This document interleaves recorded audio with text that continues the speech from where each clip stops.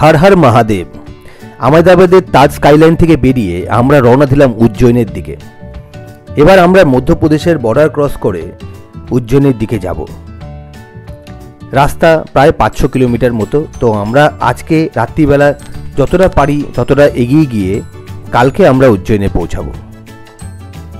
যেরকম ভাবা সেরকম রওনা। রাস্তা দিয়ে যেতে যেতে অসম্ভব সুন্দর লাগছিল, আকাশ পরিষ্কার, নভেম্বর মাস। এইবার আস্তে আস্তে একটু ঠান্ডার দিকে যাচ্ছি। মধ্যপ্রদেশ এইসব জায়গাগুলো প্লেটো এরিয়া বলে এইসব জায়গাগুলো একটু ঠান্ডা হয়। রাস্তাঘাট অসম্ভব সুন্দর, আর এখানে প্রায় মানুষজন নেই বললেই চলে। আহমেদাবাদ একটা ড্রাই স্টেট, তো আমরা যখনই মধ্যপ্রদেশে ঢুকবো তখন থেকে আবার অ্যালকোহল অ্যাভেলেবেল হবে। তো সেই জন্য আমি শুনেছি যে আহমেদাবাদ গুজরাট আর মধ্যপ্রদেশের যে বর্ডার আছে সেই সব জায়গাতে প্রচুর হোটেল আছে, কেন এখানকার লোকেরা সব পার্টি করতে মধ্যপ্রদেশেই যায়। তো আমরা ওই বর্ডারের কাছাকাছি কোনো একটা জায়গায় রাত্রিবেলা থাকবো, তারপরে আমরা কালকে রওনা দেবো উজ্জয়িনের পথে। যেরকম ভাবা সেরকমই কাজ। আমরা গুগল ম্যাপ দেখে একটা জায়গা সিলেক্ট করে নিলাম, সেটাকে মধ্যপ্রদেশের কাশ্মীর বলা হয়।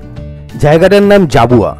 তো সেখানে একটা হোটেল আমি অনলাইনে বুক করলাম। জাবুয়াতে গিয়ে আমাদের 4টে বন্ধুর সাথে আলাপ হলো। এরাও বাইক রাইড করতে এসে শুনে আমাদের পিছন পিছন অনেকটা রাস্তা করলো। আজকে দিওয়ালি, আমরা এখানে অসাধারণ একটা সময় কাটালাম। সকালবেলা ঘুম থেকে উঠেই আমরা এইখানে যে কাশ্মীর বলে যে জায়গাটা সেই দিকে রওনা দিলাম। একটা সারপ্রাইজ, একটা অসাধারণ সকাল। যেরকম সুন্দর ওয়েদার, ভোরবেলা সবকটা জায়গায় সারা ভারতবর্ষের সব জায়গাতেই একটা অসাধারণ ওয়েদার থাকে। তো আমরা জাবুয়ার ওই যেখানটাকে কাশ্মীর বলা হয় সেই জায়গাটার দিকে রওনা দিলাম। আমাদের হোটেল থেকে দেখাচ্ছিল 24 কিলোমিটার। তারপর ওখান থেকে একটু ঘুরপথে আমরা আবার উজ্জয়িনের রাস্তাটা ধরব। এইখান থেকে রাস্তাটা প্রায় আমাদের ইন্দোর দেখাচ্ছিল 250 কিলোমিটার মতো। তো ইন্দোরের প্রায় 50 কিলোমিটার আগেই হচ্ছে উজ্জয়িন। তো আমরা হিসাব করেছিলাম যে দুপুরবেলা 2-2:30টার মধ্যেই আমরা ওখানে পৌঁছে যাব। গ্রামের রাস্তা কিন্তু অসাধারণ সুন্দর রাস্তা। আজকের দিনে আমাদের দেশের সব গ্রামগুলোই খুব উন্নতি করেছে। যারা কৃষক তাদেরকে ইনকাম ট্যাক্স 0 করে দিয়ে গভর্নমেন্ট কৃষকদের প্রতি একটা আস্থা রেখেছেন। মাঝখান থেকে রাস্তা, দুদিকে একদম খালি জমি। এইসব জায়গাগুলো আদিবাসী অধ্যুষিত। কিছু বছর আগে অবধিও এইসব জায়গায় নকশালদের খুব সাংঘাতিক মুভমেন্ট ছিল। এখন এগুলো প্রায় শেষের দিকে। তবুও গ্রামের দিক, সাধারণ মানুষকে ফুসলিয়ে অনেক কিছুই করায় আমাদের দেশের রাজনীতিক নেতারা। যেতে যেতে এত সুন্দর লাগছিল রাস্তাটা যে একদম রাইড করার, সকালবেলা রাইড করার একেবারে মন মাতিয়ে দিচ্ছিল।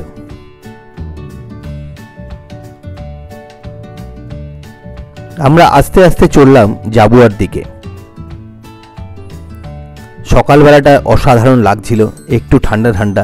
এইসব জায়গাগুলো প্লেটো এরিয়া বলে একটু ঠান্ডাই হয়। আমরা রাত্রিবেলা যে হোটেলটায় ছিলাম, হোটেলটাও খুব সুন্দর, ইন্টারন্যাশনাল হোটেল নাম ছিল।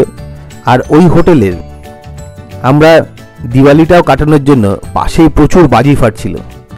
রাত্রিবেলা অসম্ভব সুন্দর আমরা একটা অভিজ্ঞতা সঞ্চয় করলাম। হোটেলের খাবারও খুব ভালো ছিল। রাত্রিবেলা আমরা হোটেল থেকেই খাবার নিয়ে খেয়েছিলাম। এইসব গ্রামগুলোতে আসলেই আমার মনটা খুব ভালো হয়ে যায়। এইসব গ্রামগুলো আমাদের দেশের একটা শক্তি। কিছুক্ষণের মধ্যেই আমরা পৌঁছে গেলাম মধ্যপ্রদেশের কাশ্মীরে। অপূর্ব সুন্দর, কিন্তু এটাকে কাশ্মীর না বলে মেক্সিকো বললে বেটার লাগতো।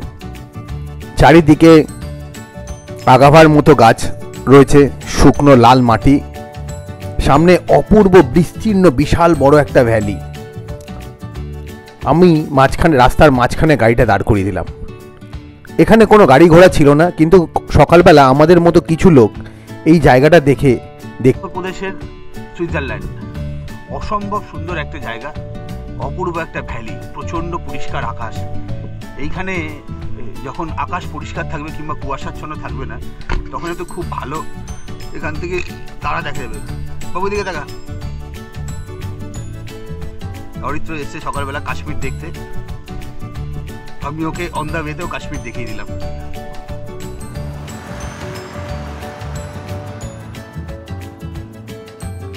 মধ্যপ্রদেশের কাশ্মীর জায়গাটা কিন্তু ভালোই ফেমাস হচ্ছে আস্তে আস্তে করে। এই আমার ভিডিওটা দিয়েও অনেক লোক দেখতে পাবে। অপূর্ব সুন্দর, এদিকে ভ্যালিটা তো অপূর্ব সুন্দর, পুরো ভ্যালি হাঁটলেই দেখতে পাবেন আরও সুন্দর।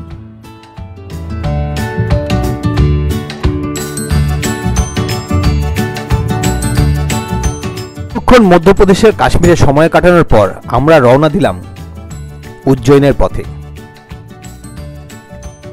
দুদিকে ক্ষেত, মাঝখানে উইন্ডমিল চলছে, আর গাড়িগুলো শাঁ শাঁ করে যাচ্ছে গ্রামের মাঝখান দিয়ে, অপূর্ব সুন্দর।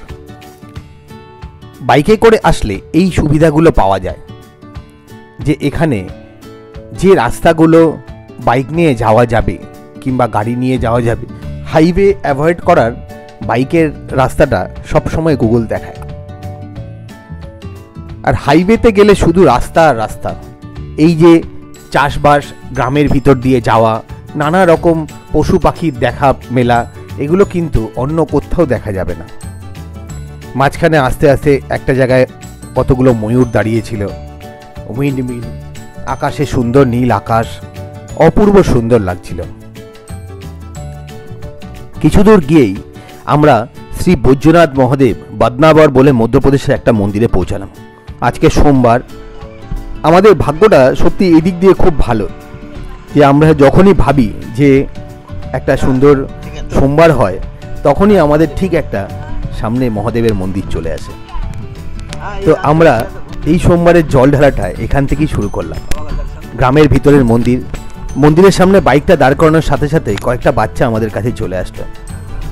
তারপরে আমরা হেলমেটটা নিয়ে, হেলমেটটাকে বাবা নন্দী মহারাজের কাছে রেখে, ওই ছেলেটা আমাকে দেখিয়ে দিল যে এখান থেকে ঘটি নিয়ে পিছন দিকে একটা টিউবওয়েল থেকে জল তুলে বাবার মাথায় ঢালতে হয়।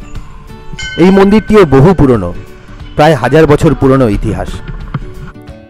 মন্দিরে গ্রামের সবাই এসছে জল ঢালতে। নন্দী মহারাজের সামনে থেকে ঘটি নিয়ে আমরা চলে গেলাম জল আনতে টিউবওয়েলে। টিউবওয়েল থেকে জল এনে আমরা বাবার মাথায় জল ঢাললাম। মন্দিরে ভালোই ভিড় ছিল, আর অসম্ভব সুন্দর একটা শিবলিঙ্গ। মনটা, এইসব মন্দিরগুলোতে আসলেই আমার মনটা একদম ভালো হয়ে যায়, যেন বাড়ির মন্দিরের মতো। অরিত্র লাইন দিয়ে মন্দিরে গেল পুজো দিতে, সে এক অন্য অনুভূতি। এই অভিজ্ঞতা আর এই আমার যে পরিতৃপ্তি, এটা আমি ভাষায় বোঝাতে পারবো না। এরকম একটা গ্রামের এত সুন্দর মন্দিরে সকালবেলা উঠে বাবার মাথায় জল ঢালা একটা অসম্ভব অনুভূতি। বাবা মহাদেবের নাম করে আমরা মন্দিরের চত্বরে কিছুক্ষণ ঘুরলাম।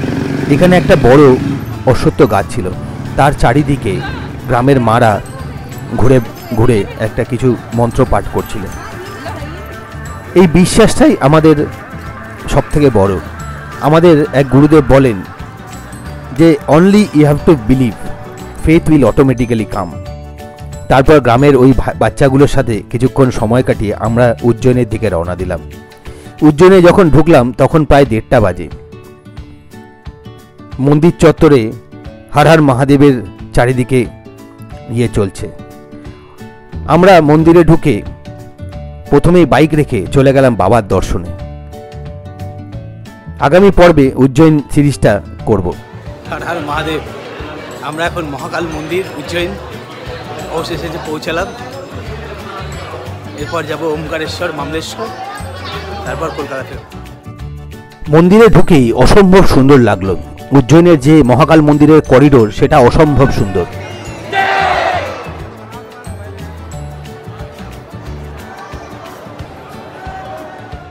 মন্দির প্রাঙ্গণে ঢুকেই মনটা খুব ভালো হয়ে গেল। আর বাবাকে দেখার পর যে কি শক্তি পেলাম এটা বলার মতো নয়। এরপরে আমরা যাব ওমকারেশ্বর। বাবা মহাকালের সামনে দাঁড়িয়ে থাকার যে শক্তি সেটা বুঝতে পারলাম। হর হর মহাদেব।